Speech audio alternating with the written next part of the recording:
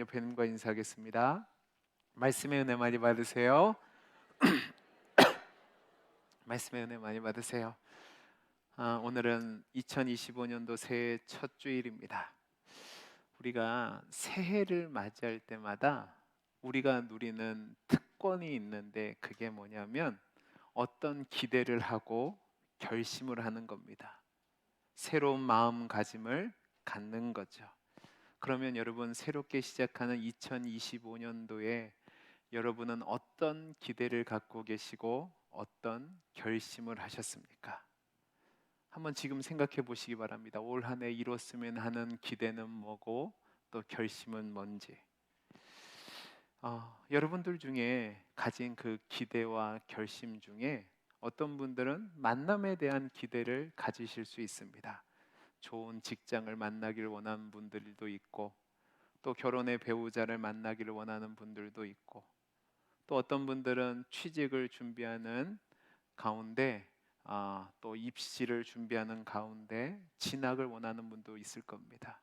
또 어떤 분들은 병의 완치 판정을 기대하는 분들도 있을 거고, 또 빚이 있는 분들은 빚의 청산을 원하시는 분들도 있을 거고, 어떤 분들은 승진하기를 원하는 분들도 있을 거고, 깨어진 가정이 있는 분들은 우리 가정이 믿음 안에서 회복되기를 원하는 분들도 있을 거고, 또 어떤 분들은 올해만큼은 꼭 다이어트에 기필코 성공하리라 하시는 분들도 있을 겁니다.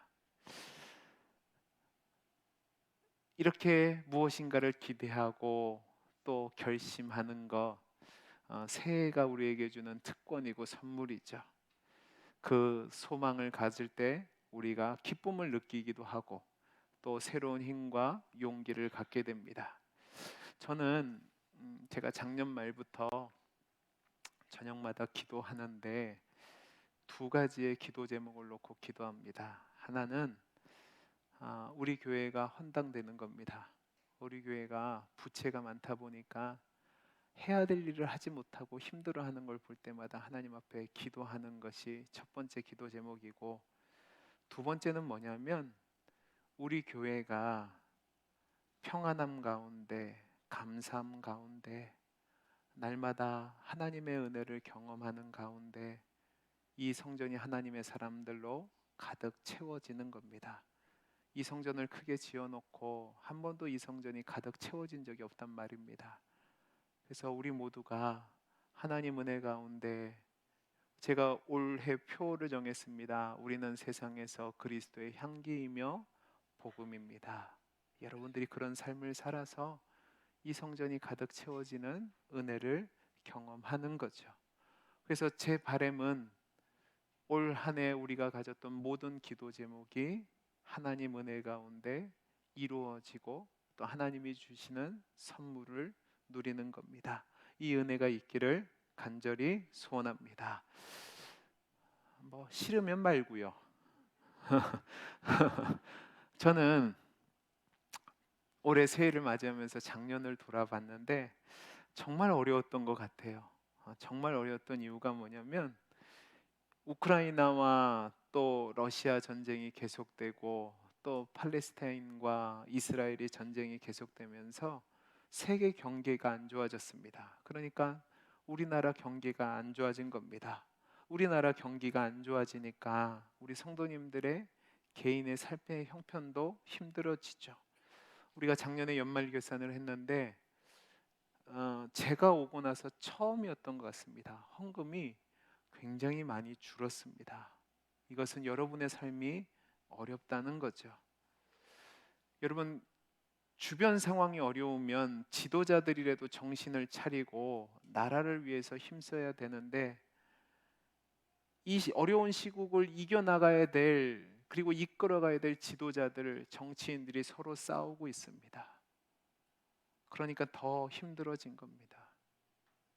교회적으로 봐도, 신앙적으로 봐도, 제가 우리 교회에 와서 이제 횟수로 7년 차에 접어들었는데 이 코로나19를 지나기 전과 이후가 확 달라진 것 같습니다. 성도들의 신앙의 모습과 자세가 달라졌습니다.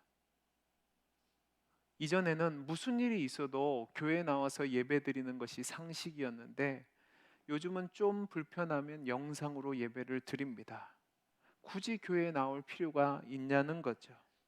그리고 상황과 환경이 어려워지니까 신앙에 대해서 회의감을 갖는 겁니다. 하나님이 정말로 우리의 형편을 아시고 선하게 인도한 것이 맞나라는 의문을 갖는 거죠. 청년들 중에서도 왜 매주 예배를 드려야 되는지, 왜 대예배를 참석해야 되는지 질문하는 경우를 제가 종종 듣습니다. 그러면 이전에 생각지도 않았던 질문들에서 저는 굉장히 어색하기도 합니다. 이렇게 신앙생활하는 것이 점점점 이전과 다른 양상으로 나아가고 있단 말입니다. 그러면 이런 상황 속에서 제가 새해를 맞이해서 여러분에게 무슨 말씀을 가장 먼저 전해드릴까 고민을 했습니다. 그 고민의 결과 여러분에게 첫 주 설교를 드리는 것이 무엇이냐면 우리에게 있어서 가장 근본적인 질문, 바로 신앙이란 무엇인가 하는 것에 대해서 대답을 드리는 겁니다. 우리가 관습과 습관에 젖어서 신앙생활을 하고 있는데 진짜 그것이 신앙의 본질에 맞는 건지, 하나님을 진정으로 예배하는 삶을 살고 있는지 점검해 보자는 거죠. 저는 새해를 맞이해서 우리 동원교회 모든 성도님들이 이전과 다른 올해 한 해 바른 신앙을 견지하면서 바른 신앙의 모습 가운데 하나님의 영광을 나타내는 삶을 살기를 간절히 소원합니다. 그러면 우리가 가져야 될 그 신앙의 본질적인 모습이 뭘까? 한 문장으로 요약하면 이렇습니다. 따라해 보시기 바랍니다. 정금과 같은 신앙. 다시요. 정금과 같은 신앙. 예. 그러면 이 정금과 같은 신앙이 뭐냐? 오늘 말씀을 통해서 이야기를 해보려고 합니다. 많은 사람들이 신앙에 대해서 이야기할 때, 생각할 때 기본적으로 인과 응보의 법칙에 따라서 신앙을 생각합니다. 그게 뭐냐면 내가 선하고, 내가 온전하고, 내가 열심을 내고, 내가 정직하고, 내가 악에서 떠나고, 그렇게 하나님을 경외하여서 살면 하나님이 나에게 복을 주셔서 형통하고 잘되고 승리하게 된다는 것을 생각하는 거죠. 내가 선하면 하나님이 복 주신다는 인과응보의 생각으로 신앙생활을 하는 경우가 굉장히 많습니다. 근데 여러분, 살아보셨는데 어떠시던가요? 여러분이 선하게 살으니까 하나님이 선한 응답을 주시던가요? 물론 그럴 때도 있습니다. 그런데 우리가 아무리 열심히 선하게 온전하게 살려고 노력해도 억울한 일을 당할 때도 있고 부당한 일을 당할 때도 있고 이유 없는 고난을 당할 때도 있습니다. 아무리 수고하고 노력했음에도 불구하고 그 결과가 불이하게 내가 원하지 않는 결과를 맞이할 때가 있다는 말입니다. 그러면 우리는 인과응보의 법칙에 따라 신앙생활을 하면 하나님이 과연 살아계신가, 하나님이 어떤 분인가에 대한 질문을 할 수밖에 없습니다. 그러면 답이 나오지 않죠. 그러면 하나님이 안 계시는가 보다, 우리의 신앙이 잘못되는가 보다 라고 하고 잘못된 방향으로 나아갑니다. 그러나 바른 신앙을 가진 사람들은 어떻게 생각하냐? 정금과도 같은 신앙을 가진 사람은 어떻게 생각하냐? 하나님은 내가 비교할 수 없을 정도로 지혜로우신 분이다. 우리 하나님은 전능하신 분이고 모든 것을 아시는 전지하신 분이다. 그 하나님이 지금도 하나님의 뜻 가운데 선하게 이끌어 가신다. 그것을 믿는 겁니다. 그 하나님의 선하심과 공의로우심과 지혜가 이 세상 모든 것을 덮고 남는다는 것을 믿기 때문에 이런 사람들은 어떠한 상황 가운데서도 흔들리지 않고 하나님을 신뢰하며 살아갈 수 있는 겁니다.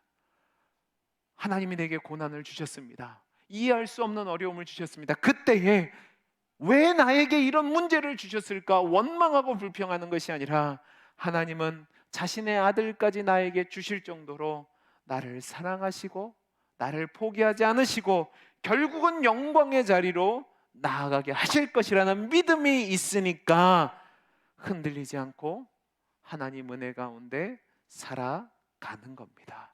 그러니까 이런 신앙을 가진 사람들은 윤리적으로 완전하게 되거나 또는 신학적인 틀에 갇혀 사는 것이 아니라 어떠한 상황 속에서도 하나님을 신뢰하고 하나님을 믿고 나아가니까 고난 중에서도 하나님을 이해하며 또 하나님과 함께하며 승리의 삶을 살아갈 수 있는 겁니다. 저는 저와 여러분이 이런 신앙을 갖게 될 수 있기를 간절히 소원합니다. 이런 신앙을 가질 때에만 하나님의 신실하심을 믿는 상황 가운데 하나님이 주신 약속을 복으로 누리고 살아갈 수 있는 겁니다. 하나님을 절대적으로 신뢰하는 믿음, 하나님의 선하심과 지혜로우심을 신뢰하는 믿음 가운데 하나님의 약속을 붙잡고 살아가면 우리는 장애물이 있을 때, 또 걸려 넘어졌을 때, 실패했을 때 포기를 하는 것이 아니라 다시금 일어나서 삶의 자리에서 최선을 다해서 하나님 앞에서 살아갈 수 있습니다. 오늘 말씀이 바로 그 이야기를 하는 겁니다. 오늘 말씀은 읽어보셔서 아시겠지만 무너진 예루살렘 성벽을 느헤미야라는 사람의 주도로 이스라엘 백성이 재건하는 내용입니다. 주전 586년에 바벨론에 의해서 남유다가 멸망하게 됩니다. 그 멸망하게 될 때 예루살렘은 모든 것이 다 회파되었고 이때 이스라엘 백성들은 바벨론의 포로로 잡혀가게 됩니다. 그러나 영원한 영광을 누릴 것만 같았던 바벨론도 하나님의 뜻 가운데 페르시아에 의해서 멸망을 당하게 됩니다. 그리고 당시 페르시아 왕이었던 고레스는 바벨론의 포로로 잡혀왔던 이스라엘 백성 중에 일부를 고향으로 돌려보내기로 결정을 합니다. 하나님의 놀라운 은혜로 다시 예루살렘에 돌아온 이스라엘 백성들이 가장 먼저 무엇을 했냐? 성전 재건 사업을 합니다. 그 어떤 일보다도 성전을 먼저 건축했다는 말입니다. 그리고 성전을 지은 다음에 80년이 지난 뒤에 두 번째 무리가 예루살렘으로 돌아옵니다. 이 일행에는 누가 있었냐면 학사 에스라가 있었습니다. 학사 에스라는 고향에 돌아온 무리들과 함께 다시 율법을 세우고 또 잘못된 관행을 바로잡고 하나님 앞에 예배를 바로 세웠습니다. 여러분, 그러면 이제 여기서 생각해 볼 것이 있습니다. 성전을 재건하고 율법을 다시 세우고 잘못된 관행을 바로잡고 예배를 하나님 앞에 온전히 드리기 시작했습니다. 그러면 이스라엘 백성들 마음에 무슨 생각이 들었을 것 같으십니까? 여러분, 이스라엘 백성들이 아무리 포로로 잡혀갔다고 해도 그곳에서 수십 년을 살고 정착했다면 여러분, 그곳에서 삶에서 안정된 겁니다. 근데 그곳을 버리고 황폐한 예루살렘 땅에 돌아와서 많은 희생과 고난을 감수하고 결단하고 돌아와서 가장 먼저 한 것이 성전을 재건하고 하나님을 예배하는 일, 하나님을 바로 섬기는 일에 힘썼단 말입니다. 그러면 어떤 기대를 가졌겠냐고요. 십년계의 약속대로 보면 또 하나님이 지속대로 약속하셨던 그 뜻대로 보면 잘 살아야 됩니다. 형통하고 평안하고 강성해지는 거죠. 그런데 이들의 현실은 정반대였습니다. 외세에 의해 끊임없이 약탈을 당했습니다. 그렇게 13년이 지났습니다. 그리고 이제 오늘 본문의 내용은 뭐냐? 느헤미야가 사람을 보냈는데 이렇게 동족들이 어려움을 당한다는 얘기를 듣고 유대에 총독이 돼서 예루살렘으로 돌아온 겁니다. 예루살렘으로 돌아온 느헤미야는 왜 이 땅이 이렇게 황폐화되고 이방 사람들에게 약탈을 당할까 살펴봤더니 성벽이 무너진 것을 발견하게 됩니다. 성을 지키는 성벽이 무너졌으니까 쉽게 침략을 당할 수밖에 없는 거죠. 그래서 느헤미야는 온 이스라엘 백성들을 모아 한 마음으로 성벽을 재건하기로 합니다. 여러분 잡으세요. 느헤미야 개인적으로도 정말로 부귀영화를 누릴 수 있는 자리를 버려두고 헌신하기 위해서 왔습니다. 이스라엘 백성들도 성벽을 재건하기 위해서 한 마음으로 모였습니다. 그러면 하나님이 이렇게 준비하고 결정하고 일을 시행하면 도와주는 게 맞습니다. 근데 오늘 본문을 보면 외견상으로 보면 그런 것 같지 않습니다. 오늘 말씀 7절 8절을 보면 이렇게 되어 있습니다. 느헤미야의 주도로 성벽을 건설한다는 소식이 들리니까 산발락과 도비야와 아라비아 사람들과 암몬 사람들과 아스돗 사람들 모두가 심히 분노해서 다 함께 합심해서 예루살렘을 치고 그곳을 요란하게 하기로 뜻을 모읍니다. 자 보세요.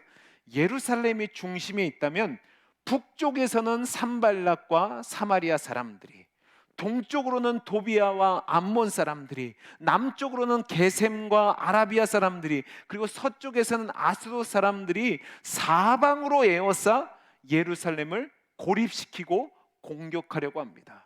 왜냐하면 자신들의 약탈의 대상이었던 이 예루살렘이 성벽을 갖추게 되면 자신들이 쉽게 예루살렘을 약탈해서 이익을 취할 수 없게 되기 때문에 그렇죠. 그리고 그것으로 끝이 아닙니다. 오늘 말씀 10절에서 12절 말씀을 보면 산발랏 일당이 와서 성벽을 짓는 사람들을 향해서 빈정댑니다. 그리고 거짓 소문을 퍼뜨립니다. 그러니까 그 소식을 들은 일하던 사람들이 의욕을 잃고 낙심하는 모습을 보입니다. 원수들이 호시탐탐 예루살렘을 도발하기 위해서 쑥대밭을 만들기 위해서 기회만 노리고 있고, 원수들 가까이 사는 유다 사람들이 그들의 침략 계획을 알게 되자 낙심하고 포기하려는 마음이 든 겁니다. 이렇게 되니까 느헤미야 입장에서 보면 성벽을 재건하겠다고 어렵게 사람들을 모았는데 그들이 이런 어려운 상황에 당했다는 것 때문에 공사를 그만두고 각자 집으로 돌아가는 위기를 맞이하게 된 겁니다. 여러분, 지금 느헤미야가 이스라엘 백성들과 함께 하려고 하는 공사가 간단한 공사가 아닙니다. 여러분 19절 말씀을 보시기 바랍니다. 19절 말씀을 보면 이렇게 되어 있습니다. 우리 같이 한번 읽어보죠. 시작.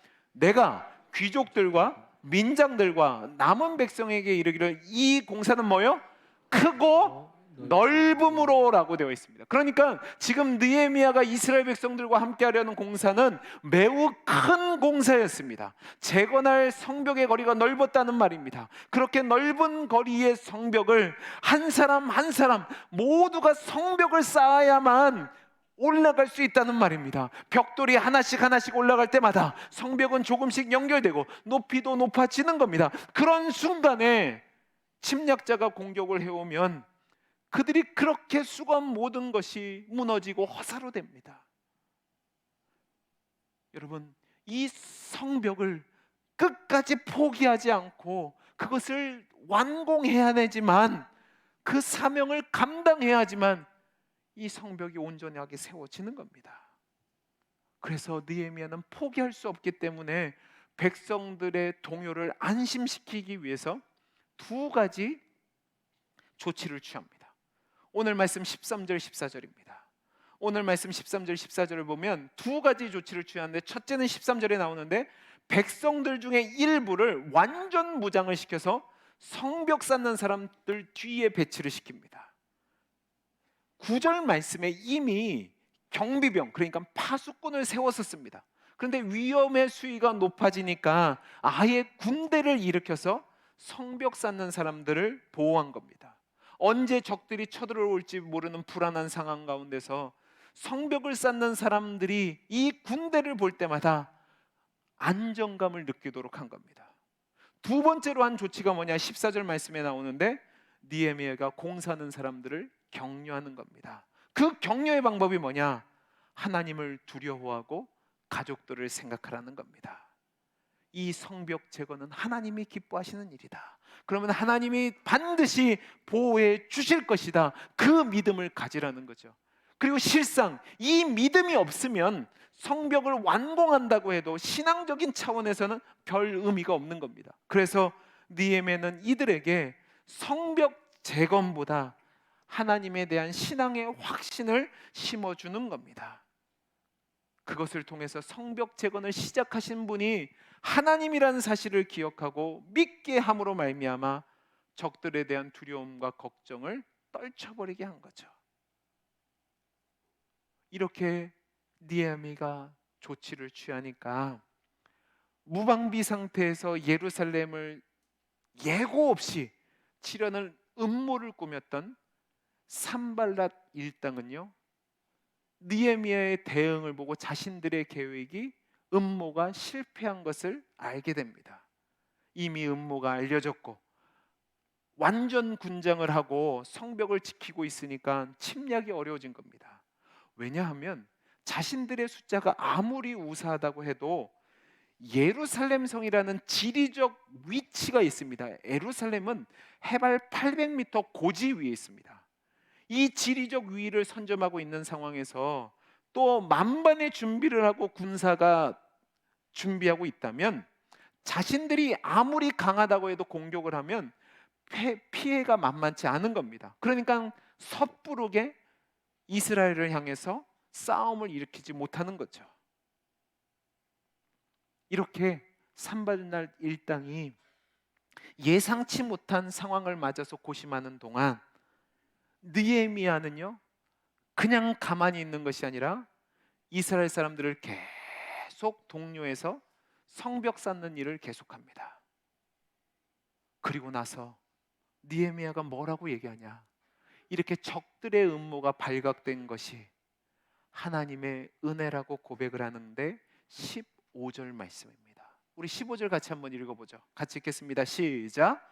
우리의 대적이 우리가 그들의 의도를 들어라. 하나님이 그들의 꾀를 뭐요? 패하셨으므로 패하셨으므로. 자 보세요. 우리가 다 성에 돌아와서 각각이라였는데 이 말이 뭐냐? 느헤미야가 하나님의 지혜를 철저하게 신뢰했다라는 것을 보여주는 겁니다. 그리고 여기서 멈추지 않습니다. 이제 16절에서 18절 말씀을 보면 완벽하게 성벽을 재건할 때까지 멈추지 않고 그 일을 재건하는데, 여러분 16절에서 18절 보면 한층 더 강화된 모습을 보입니다. 자, 첫 번째 협박에는 경비병을 세웠습니다. 두 번째 협박에는 칼과 창과 방패로 무장한 군대를 뒤에 세웠습니다. 이제 세 번째 조치는 뭐냐면 갑옷을 입고 창과 방패와 활로 군대를 무장시킵니다. 그러니까 갑옷을 더 했단 말입니다. 더욱더 확실한 대비를 한 거죠. 그리고 한 그룹이 열심히 성을 짓는 동안 다른 그룹은 이렇게 완전 무장을 한 채 그들을 지켰습니다. 그리고 민장은 그 뒤에서 모든 상황을 관할하면서 적들이 침략하지 못하도록 방어를 합니다. 철저하게 방어에 신경 쓰면서 동시에 성벽이 무너지지 않도록 조금씩 성벽을 쌓아가는 모습을 보여줍니다. 그리고 나서 21절에서 23절을 보시기 바랍니다. 21절에서 23절 말씀을 보면 그들이 얼마나 최선을 다해서 이 일을 했는지를 보여줍니다. 우리 같이 한번 읽어보죠. 시작. 우리가 이같이 공사하는데 무리의 절반은 동이 틀 때부터 별이 나기까지 창을 잡았으며 그때 내가 또 백성에게 말하기를 사람마다 그 종자와 함께 예루살렘 안에서 잘지니 밤에는 우리를 위하여 파수하겠고 낮에는 일하리라 하고, 나나 내 형제들이나 종자들이나 나를 따라 파수하는 사람들이나 우리가 다 우리의 옷을 벗지 아니하였으며 물을 기르러 갈 때에도 각각 병기를 잡았느니라. 여러분 이들이 어떻게 합니까? 옷을 벗지 않았고요, 잠자는 순간까지 신을 벗지 않았고요, 물을 기르러 갈 때에도 병기를 놓지 않았습니다. 밤에는 예루살렘 성에 자면서 파수했고 낮에는 그곳에서 일했습니다. 동이 틀 때부터 별이 뜰 때까지 끊임없이 쉬지 않고 성을 쌓아갔습니다. 더 나아가 그들은 적들이 공격해 올 경우도 대비해서 대처 방법까지도 분명하게 세웠습니다. 어떤 대처 방법이냐?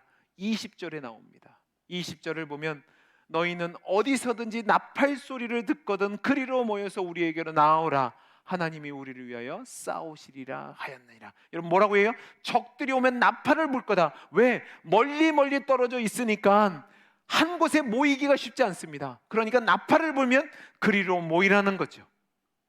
이렇게 구체적인 방법을 가지고 하나씩 하나씩 준비하며 성벽을 재건하는 일에 힘썼던 겁니다.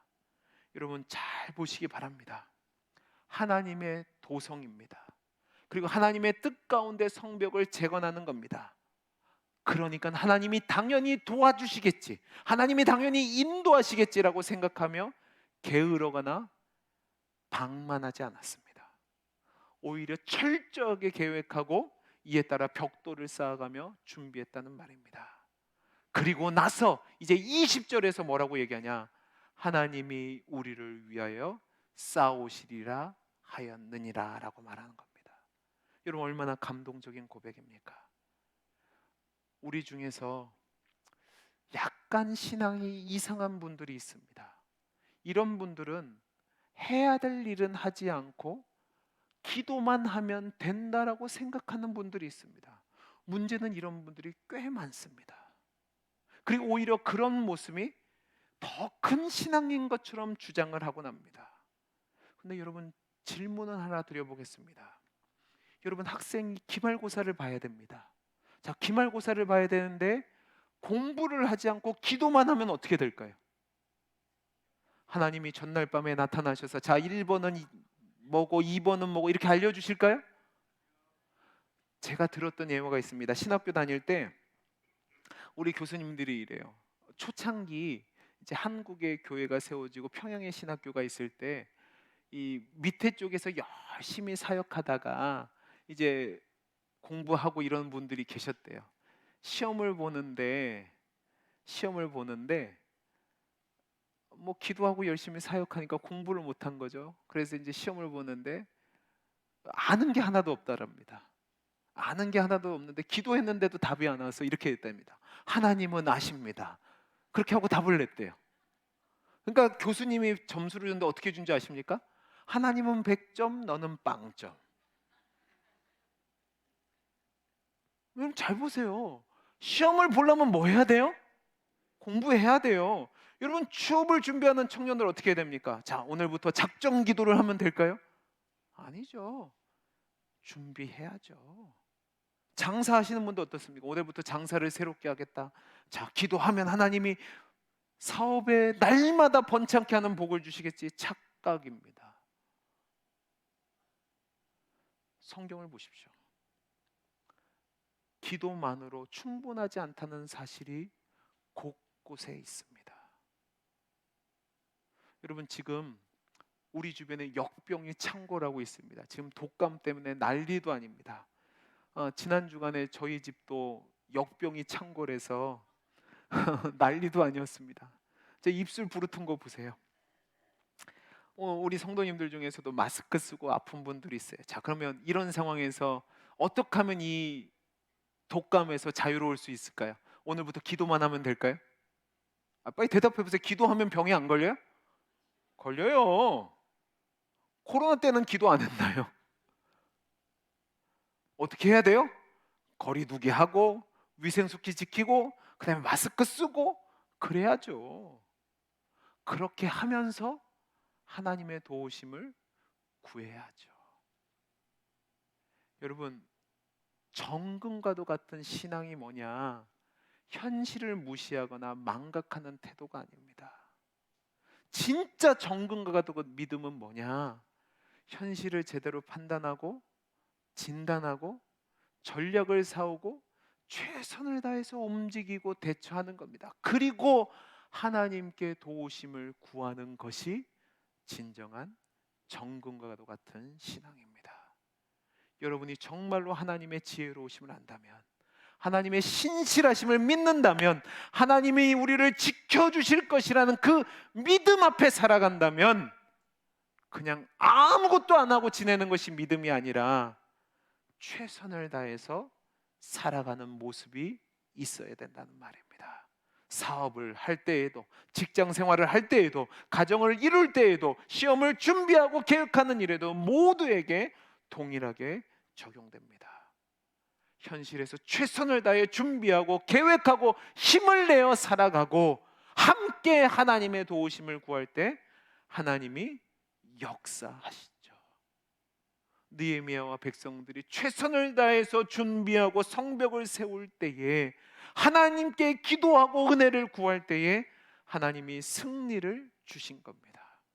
사랑하는 동원교회 성도 여러분, 저는 목사로서 새해 첫 주 예배를 드리면서 여러분에게 부탁드리고 싶은 것이 있습니다.